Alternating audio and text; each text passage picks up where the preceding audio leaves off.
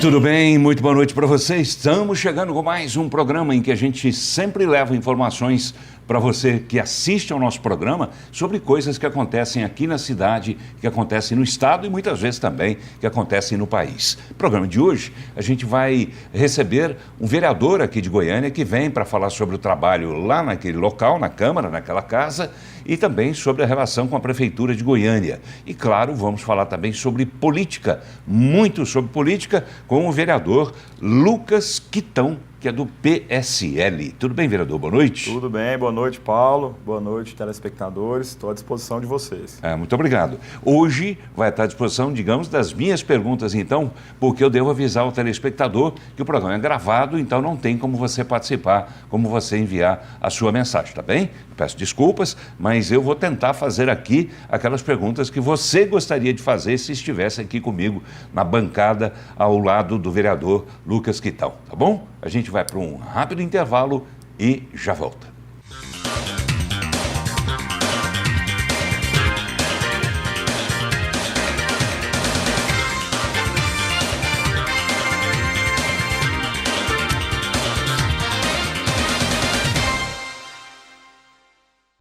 Vem aí a Romaria do Divino Pai Eterno 2018, de 22 de junho a 1º de julho em Trindade, Goiás. Dia 28, quinta-feira, a partir das 9 horas da manhã, no Carreiródromo Municipal, desfiles dos carros de boi. No dia 29, sexta-feira, a partir das 9 horas da manhã, no Carreiródromo Municipal, desfile dos cavaleiros e muladeiros. Participe e traga sua família. Para mais informações, www.trindade.go.gov.br. Realização, Governo de Goiás e Prefeitura Municipal de Trindade. Delícias Padaria Delivery. Encomendas R$ 39,95 1010 e o WhatsApp 8294 1010.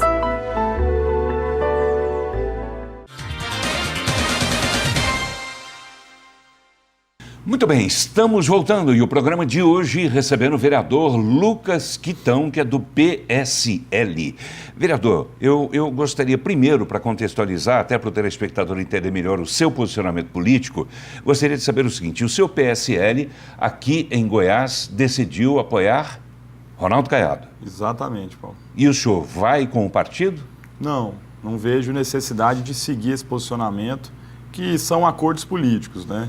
Relembro ao nosso telespectador que fui eleito pelo PSL, inclusive respeito muito os atuais dirigentes, que é o delegado Valdir e o Sulim, mas são pessoas que apoiam candidatos que não são os meus. E lembro a eles que eu entrei antes no partido, né? Fui eleito pelo PSL e defenderei as ideias sociais liberais sempre, mas não vejo necessidade de seguir a orientação e os acordos políticos. Mas isso não é uma desobediência? Não necessariamente, Paulo, não vejo assim, até porque, como disse antes... Não existe a tal da fidelidade partidária? Existe sim, nas questões ideológicas. Em todos os sentidos? Né? Nas questões ideológicas. Eu não vejo necessidade de seguir esse posicionamento, que é um acordo político, de apoiar algum candidato, de fazer parte de algumas chapas e coligações, né? Eu já acho que ser fiel ao partido é defender as ideias propostas quando eu entrei nele. E lembro também que eu entrei antes dos atuais dirigentes, então eu me vejo tranquilo para continuar exercendo o nosso papel. Qual vai ser o seu papel, então, na eleição? Primeiro, o senhor é candidato a alguma coisa nessa eleição? Não, Paulo, não sou. O senhor vai apoiar quem, então, nessa eleição? Bom, a priori, sempre, né, seguindo o nosso posicionamento de fidelidade, de gratidão, apoiarei e trabalharei muito para o Lucas Calil, meu amigo de infância, o atual deputado, revelação, né, da juventude, e continuaremos com ele firme, provavelmente na base do governo do estado, que é a quem ele apoia. Por que provavelmente? Bom, porque a política ela é passageira, ela é muito dinâmica e até então é esse o nosso caminho, né, Paulo? Mas pode mudar? Pode mudar, sim, com certeza. O senhor poderia vir apoiar Caiado, então? Não vejo hoje Mudaria como meu onde, candidato. Então? Paulo, eu não sei. Assim, eu digo Daniel? Isso que é algo que a gente não pode prever, né? Mas até então o nosso posicionamento é continuar na base do governo, até pelo compromisso que tenho com o deputado Lucas. Pois é, mas existe uma possibilidade, existe conversa, pelo menos, com o Daniel Vilela? Outro pré-candidato ao governo? Não da nossa parte, Paulo. Já ouvi outros líderes, né, da base conversando com os pré-candidatos, que, ao meu ver, são pessoas qualificadas, tanto o senador quanto o deputado Daniel, e principalmente o Zé Eliton, que eu sempre digo a você e aos nossos telespectadores, que é uma pessoa que hoje tem a oportunidade de mostrar para o goiano o quão competente ele é. Mas também ele tem a dificuldade de unir a base. Eu acho que esse é o maior desafio do Zé Eliton. A gente está aguardando essas atitudes dele para mostrar que nosso grupo e outros são importantes no projeto futuro dele. O senhor falou duas questões importantes, né? Competência e união da base, que cabem, no caso, ao atual pré-candidato ao governo do Estado pela base aliada, José Eliton. Começando pela competência, ele já está há mais de 2 meses no cargo, definitivamente, desde que Marconi Perillo saiu, né, para se desincompatibilizar e poder concorrer a um outro cargo que ainda não se sabe exatamente qual é. Competência, ele mostrou competência, 2 meses já foram suficientes para ele mostrar essa competência, e mais do que isso, o tempo que ele passou dirigindo secretarias, já dirigiu 3 secretarias importantíssimas aqui, essas experiências dele lá atrás e agora mostram que ele tem competência? Além, Paulo, do tempo que ele foi vice e teve a oportunidade de conhecer o funcionamento do governo do Estado, né? Sim. Eu acho que ele ocupou o cargo de governador por mais de 30 vezes. Exatamente. Interinamente. Eu acho que ele tem dado amostras de que pode ser um bom governador. Eu acho que às vezes o que falta é tornar isso público. Por exemplo, uma atitude que ele tomou, que foi um pedido nosso e de todos os brasileiros, que era diminuir o ICMS enquanto os caminhoneiros protestavam legitimamente, ao meu ver. É merecido e precisava mesmo rever essa questão do ICMS, que a carga tributária em cima do combustível em Goiás é muito alta. Ele conseguiu fazer uma pequena redução, mas não tornou isso público. Então, muita gente, às vezes, nem sabe do que ele tem feito. Comunica mal, então? Exatamente. Eu acho que falta um pouco tornar isso público. Não sei se é falta de comunicação ou se é o time da questão. Por exemplo, ele fez essa redução do ICMS combustível depois que tinha passado o feriado daquelas manifestações. Então, eu acho que ele poderia ter tomado essa atitude na hora que estourou essa manifestação. A repercussão teria sido maior e o povo goiano viria que o governador tem tomado atitudes na hora certa, de imediato, para poder atender o anseio popular, né? Mais um outro caso que eu gosto de registrar, que foi inclusive um pedido nosso, Paulo, como vereador de Goiânia, sugerimos aquela transformação da regulação, tirando ela da competência municipal, passando para a competência do Estado. Na questão da saúde. Da saúde. Isso melhoraria muito. E eu vejo que ele já tomou algumas medidas para tornar isso prático e realizável, né? Mas, como tudo no governo é burocrático, ainda não teve uma previsão e também o prefeito de Goiânia se mostrou contrário a essa ideia. Mas ele mostrou que está tentando. E o outro caso, Paulo, foi um pedido também nosso, e informar ao nosso telespectador, que foi para poder agilizar as cirurgias letivas que estavam no cadastro de espera. Então, ele está fazendo e está procurando atender com cirurgias nos hospitais do Estado durante a madrugada e fora do período de trabalho, né? Então, o senhor usou uma outra palavrinha, e eu presto atenção nas palavras. Claro. O senhor usou outra palavra aí também que é emblemática, timing. Está faltando isso ao governador? Ao meu ver, na minha modéstia sabedoria, enquanto jovem, né, eu conheço muito pouco dessa arte da política, mas o pouco que eu sei, eu acho que às vezes falta efetivar as ideias no momento certo. Isso, naturalmente, seria decorrência de ou falta de um timing próprio ou de um timing de um grupo que estivesse unido discutindo as questões que estão aí, né, na pauta, para que houvesse uma providência e, havendo essa providência, houvesse também uma comunicação, um diálogo, né, com a população, uma coisa mais direta com a população. Com certeza. Ele está bem assessorado, na sua opinião, nessa área de comunicação, de ideias, de projetos, de coisas emergentes e não apenas para aquelas que ele vai ter que apresentar durante a campanha? Paulo, vejo que sim, com tranquilidade. A equipe de comunicação dele é muito profissional, inclusive muitos já herdaram o conhecimento da equipe do Marconi, né, que é quase a mesma. E aí Quase não é a mesma, né? É um pedaço dela, quase, né, não é a mesma. com outras pessoas. Mas isso é a escolha dele, a gente aceita e respeita muito. O que eu queria observar, Paulo, eu acho que os nossos telespectadores concordam, é que é difícil comparar um governo quando o governador Marconi sai, né, que sem dúvida nenhuma é um dos maiores líderes políticos que o nosso estado teve, né? E aí entra o Zé Hélito, claro que ele vai demorar e vai sofrer isso mesmo, comparações que não tem como comparar, né? Ele está no começo da sua carreira política, é a primeira vez que ele vai às urnas, então, assim, realmente é uma comparação difícil, mas ele sofreria com isso naturalmente, né?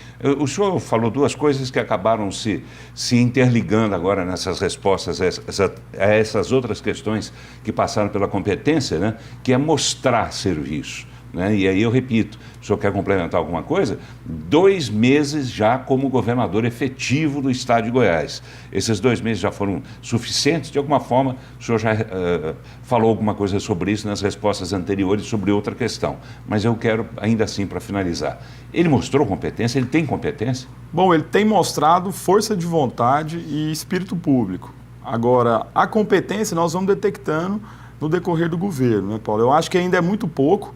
E se ele tivesse demonstrado tudo que ele é, com certeza ele já teria subido nas pesquisas, né, com mais rapidez. Ele tem subido, mas a gente esperava que fosse mais rápido por isso, por ele ter a oportunidade de mostrar o serviço do governo. Então, mas eu tenho confiança que isso vai ser com o tempo. Ele vai pegando esse ritmo e não tenho dúvida que em breve ele já deva estar aproximando aí do senador Caiado nas pesquisas. Só que ele está nesse momento, segundo a última pesquisa CEPES, 28 pontos atrás de Caiado.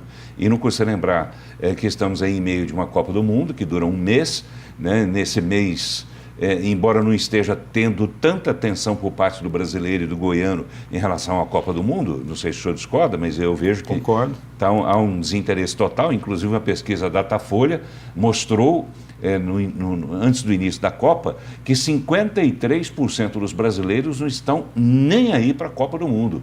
Quer dizer, e esse era o país do futebol. Mas, enfim, temos ainda assim a Copa e logo depois entra uma campanha de tiro curto. O senhor está falando em tempo para mostrar trabalho. Haverá tempo para isso? Bom, e aí eu entro até naquelas primeiras palavras nossas, Paulo. A questão dele também otimizar esse tempo, como todos os outros pré-candidatos, tanto ao governo quanto à Assembleia Legislativa, ao Senado, né? Eu acho que o tempo realmente é curto, como você disse, é uma campanha que, na prática, durará um mês, até que se resolvam as burocracias de registro e tudo, convenções, né? E para isso, os candidatos que serão privilegiados vão ser aqueles que começaram a pré-campanha antes. E até uma observação, eu acho que, enquanto governador, Zé Hélito tem a chance de crescer nas pesquisas, trabalhando em prol do cidadão nas agendas governamentais. E isso, em consequência, vai dar a ele mais visibilidade, né, Paulo? Sim, só que Caiado e Daniel Vilela, mais Caiado que Daniel, estão num ritmo intenso de campanha, de pré-campanha, né? Tem que ser chamado assim nesse momento, de pré-campanha eleitoral. Caiado, principalmente, não para, não sossega.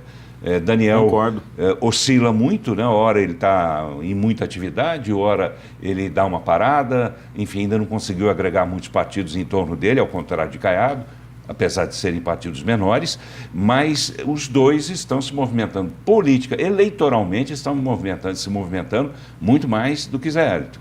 Concordo, inclusive, Paulo, eu imagino que o Zé Hélito deve estar organizando a casa para poder ir para a rua. Eu imagino que o Daniel está passando por isso e o Caiado já está em franca campanha, já supondo que os partidos estão já coligados com ele. Então são campanhas em estágios diferentes, ao meu ver. Mas vejo também, e faço questão de observar isso, ao meu ver, todas elas são campanhas viáveis e são pessoas qualificadas, não tem dúvida nenhuma. Dos três, do senador, do deputado Daniel e do governador Zé Hélito, o que demonstrar para a população que é de fato a mudança, que é a renovação, esse sim vai conseguir ser governador de Goiás. Olha o que são as palavras, hein? Preste atenção em outras palavras que o senhor disse agora, que Zé Hélito está organizando a casa primeiro. Ele pegou a casa desorganizada de Marconi? Não vejo assim. Eu vejo que ele deixou a corda bambear, Paulo. Deixou a corda bambear, que eu falo assim, às vezes agradou a senadora Lúcia Vânia, supondo que daria a vaga para o Demóstenes, que também merece. O PTB já reivindica um espaço maior na chapa, talvez no Senado ou na vice. O PSD também demonstra algumas insatisfações. O próprio PP conversa com os demais partidos e governadoriáveis, além de sofrer pressão do presidente Temer, né, na pessoa do ministro Baldi, que também é muito qualificado, saberá lidar com isso. Então eu vejo que a questão dele é realmente tocar o barco com as rédeas que o governador Marconi deixou, mas que nessa transição de governo acabou bambeando um pouco. Bambeou mesmo? Eu acho que sim. A gente ainda vê está isso... bambeando ou não? Não, acho que ele já está colocando a casa em dia. Como é que vai ser Zé Hélito conduzindo a campanha dele, sabendo que ele não vai poder contar full time com a participação de Marconi Perillo, que vai primeiro ter que cuidar da própria candidatura e segundo vai ter que cuidar também da coordenação política da candidatura a presidente da República de Geraldo Alckmin. Vai sobrar tempo para dar atenção para Zé Hélito ou isso vai prejudicar ainda mais o desempenho nas pesquisas, primeiramente, de Zé Hélito? Não duvido, Paulo, da capacidade do governador Marconi. Acho que ele tiraria isso de letra, né? Como tirou outros desafios, mas vejo com preocupação... De coordenar 3 campanhas? Sim, assim, de passar dele, por situações de Alckmin e a de Zé Hélito? Eu digo desafios por ter passado, por exemplo, em campanhas que ele desafiou, né, e conseguiu vencer o governo do Estado, o governo federal, a própria prefeitura, todas juntas contra ele, ele conseguiu, né? Em 2010 foi assim. Exatamente, mas eu não vejo isso como dificuldade, eu vejo como uma preocupação. Mas ali ele estava preocupado com a candidatura dele, ali, exatamente, né, do grupo ali. É o que eu diria, Paulo, eu vejo que isso tem que ser tratado como uma preocupação do Zé Hélito para poder pedir ao governador mais atenção ao caso do governo do estado de Goiás, né? E não às outras campanhas, mas eu imagino que ele consiga lidar com essas 3 demandas. Se isso não acontecer, esse melhor desempenho de Zé Hélito nas pesquisas, isso poderá ser debitado depois na conta de Marconi? Ele poderá dizer que não cresceu porque não contou com apoio interno, que isso, aquilo outro? Paulo, ao meu ver, não. Inclusive, o momento em que Marconi deixa o governo, entrega tudo ao Zé Hélito, e durante esses anos que o Zé Hélito acompanhou o governador na vice, eu acho que ele teve tempo suficiente para entender como é que funciona, qual o jeito certo de tratar, e quando teve a oportunidade de chegar ao governo, ele poderia implantar o ritmo dele e fazer a campanha acontecer, assim como foi feito nos anos anteriores. É claro que eu levo em consideração, Paulo, inclusive sendo de Goiânia e vivendo aqui os nossos bairros, o dia a dia, que o desgaste do governo é natural, que ao longo desses quase 20 anos a população realmente vai criando um desgaste, apesar de ter sido um governo vitorioso, um governo realizador, é natural que o tempo leva ao desgaste. Então, o momento é outro, o contexto é outro, mas é viável sim, como eu disse antes. O candidato que conseguir vestir a camisa da mudança vai ganhar o governo do estado. Esteve aqui no programa Vilmar Rocha, que é presidente estadual do PSD e que sonha, né, em disputar mais uma vez a vaga de senador, assim como aconteceu na última eleição em que ele perdeu para Ronaldo Caiado, né? Chegou perto de Caiado, mas não conseguiu vencer. Ele faz muitas críticas diretas, inclusive, a Zé Hélito. E ele, estando aqui, ele disse, reafirmou mais uma vez, que ele acha que esse tempo, e isso tudo que o senhor disse agora, o tempo desse governo é muito grande e causa um desgaste natural e que era preciso uma pessoa nova e que Zé Hélito não representa essa pessoa nova. O que é que o senhor diria? Paulo, eu admiro o Vilmar pela trajetória política dele, é uma pessoa que reconhece o valor da juventude na política, inclusive, é um professor para nós e também pela coragem dele de poder expor as ideias sem vínculos políticos, sem fisiologismo e sem acordos, né? Isso é admirável. Eu discordo de alguns pontos, apesar de achar mesmo que o desgaste acontece ao longo dos anos, mas eu acho que na política quem se reinventa sai na frente, né? E foi o caso desse governo mesmo, nas mãos do governador Marconi, onde ele se reinventava e sobrepunha os obstáculos. Eu acho que é mais uma etapa dessa. É natural que tenha desgaste, mas eu vejo que é possível também se reinventar. Não acho que o governo esteja estagnado. Eu acho que é um momento de reflexão tanto dos goianos quanto dos brasileiros, né? A gente passa por uma crise ética, econômica, política, e é nesses momentos que surgem grandes lideranças. Cabe ao governador Zé Hélito se mostrar como uma dessas. Tá, mas eu queria saber, o senhor concorda que Zé Eliton representa uma estrutura já vencida ou ele pode representar o novo? Ou ele representa o novo? Ele representa sim e pode representar com mais afinco, né? É isso que a gente vai ver durante a campanha eleitoral, que eu acho o momento mais importante dele mostrar que através de ideias é o novo.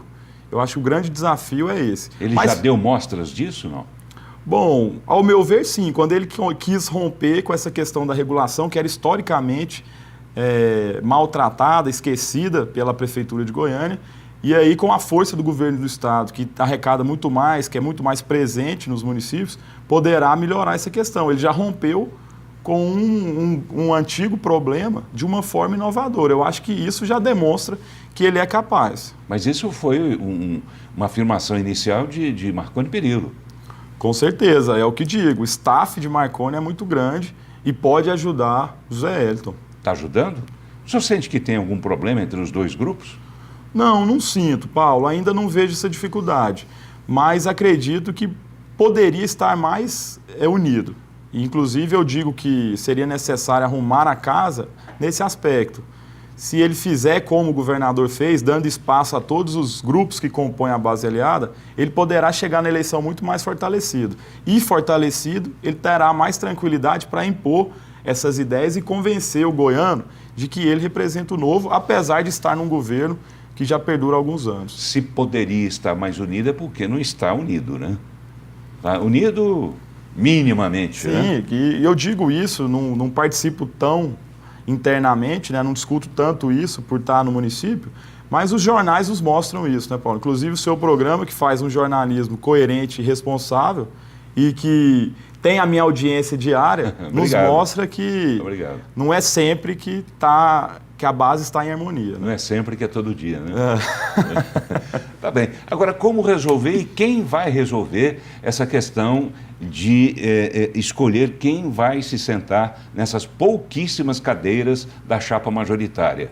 Marconi poderia, inclusive, abrir mão da candidatura dele ao Senado, é uma coisa que a gente já disse aqui no programa, em outras ocasiões, poderia abrir mão de candidatura ao Senado para ser candidato a deputado, onde ele poderia, inclusive, puxar com a votação dele, né, outros deputados, construir uma bancada maior, que poderia servir, inclusive, de sustentação para um hipotético governo de Geraldo Alckmin. Ele poderia abrir mão disso e, com isso, facilitar o duelo entre Lúcia Vânia e Demóstenes Torres? Sim, isso é conjunturas, né, Paulo? Cabe, eu acho, ao próprio governador, ao próprio José Eliton também, pontuar quais as maiores necessidades. Se, por exemplo, abrindo uma vaga no Senado resolveria o problema da base, eu acho que é ele poder ponderar quais as maiores necessidades. Né? Hoje, no cenário atual, das reivindicações dos partidos, tanto da base quanto da oposição, as vagas para o Senado estão muito concorridas. Né? Pode ser que seja uma possível solução. Mas eu acho que isso depende unicamente dos protagonistas, né? Que, ao meu ver, são os candidatos e aqueles que são citados nas pesquisas com mais intenções de votos. Pois é, mas quem vai resolver isso? É Marconi ou é Zé Eliton? Os dois, Paulo, sem dúvida. Os dois. Dos outros lados também. O Maguito ao lado do Daniel, o Canhado ao lado do grupo dele. Então, eu acho que isso são coisas resolvidas através do diálogo. Não tenho dúvida que com o retorno do governador isso vai facilitar, Paulo. Ele vai saber conduzir isso muito bem. Falando em oposição, queria um olhar seu sobre a oposição, tomando por base, inclusive, os números dessas pesquisas, né, que têm sido divulgadas, que colocam Caiado muito distante de Zé Eliton e também de Daniel Vilela. No interior, inclusive, dizem que Caiado já se transformou numa onda, quer dizer, já pegou, já teria... E pelo resultado das pesquisas, se a eleição fosse hoje, ele ganharia no primeiro turno. Que olhar o senhor tem sobre esse cenário? Bom, Paulo, primeiro, eu lembro a vocês, nossos telespectadores, dos dados da eleição recente no Tocantins, né? Lá foi detectado que a metade dos eleitores não foram à urna. Então, por esse desânimo que o Brasil passa, pode acontecer isso aqui. Não digo a metade, mas nós vamos ter muita gente sem votar esse ano. Então, partindo daí, a gente já vai ter um percentual menor de votos a ser divididos, né? E dentro dessa possível onda que você mencionou do senador Caiado, Eu acho que pode ser e pode não ser, vai depender da campanha dele nos municípios, né?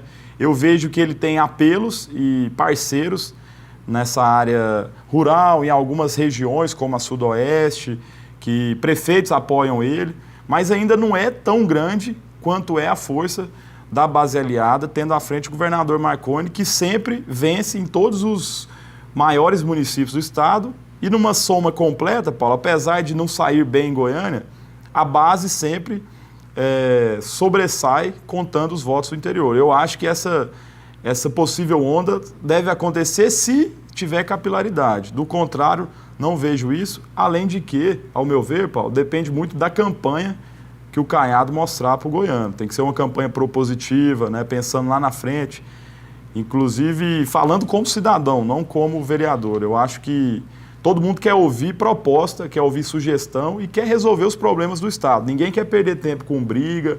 Então, eu tenho fé que essa campanha, pelos 3 lados que disputam com mais chance, eu acho que todos esses candidatos que são qualificados vão procurar um debate propositivo e não só brigas. Eu acho que o eleitor está cansado de briga. Nós queremos resolver os problemas. O senhor já tem ideia de qual vai ser o perfil dessa campanha de José Hélito? Paulo, eu tenho ideias que devem ser no sentido de mostrar benefícios que já foram feitos e fazer compromissos maiores ainda, né? Digo isso pensando, primeiro, na área social, que já tem sido um tema da campanha do Zé Hélito, que é cuidar das pessoas, né?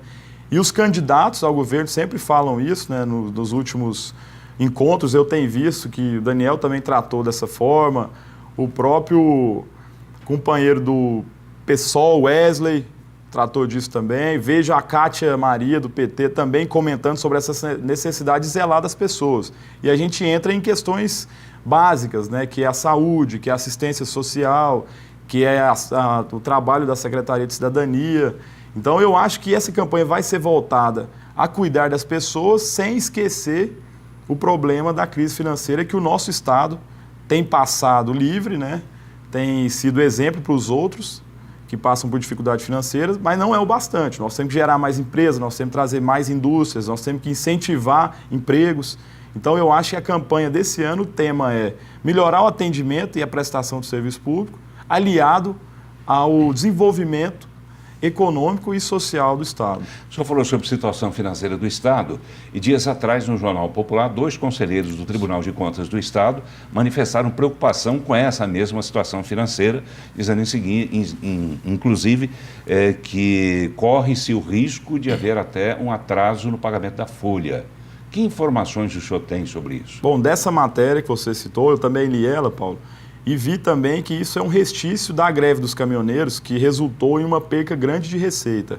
Mas, por outro lado, acompanhando de perto o portal do TCM, o trabalho que o tribunal faz no TCE também, eu vejo que o governo do Estado cumpre o limite prudencial de gasto com os servidores, ele está dentro da norma imposta. O governo do Estado também investe as verbas que são exigidas pela Constituição na saúde e na educação, né? Então, eu não vejo problema em contas do Estado. O que eu vejo é uma possível queda na receita, ou seja, o Estado pode deixar de arrecadar e isso pode atrapalhar. Mas, por outro lado, nós temos Quem não tem dinheiro no bolso não paga conta, né? Exatamente, é o que eu diria, Paulo. Nós temos todas as ferramentas para poder incentivar a arrecadação no governo do Estado. Tá bem, vereador Lucas Quitão, do PSL. Muito obrigado por ter vindo mais uma vez ao programa. Muito obrigado, uma boa noite. Eu que agradeço, para mim é sempre um prazer, Paulo. Fico satisfeito por ter lembrado de nós e me coloco à disposição para o que precisar. Tá bem. E também, da mesma forma, aos nossos telespectadores. Uma boa noite a todos, fiquem com Deus. Tá bem, muito obrigado, senhor. Obrigado a você, telespectador. Uma boa noite para você. Programa Paulo Berengues.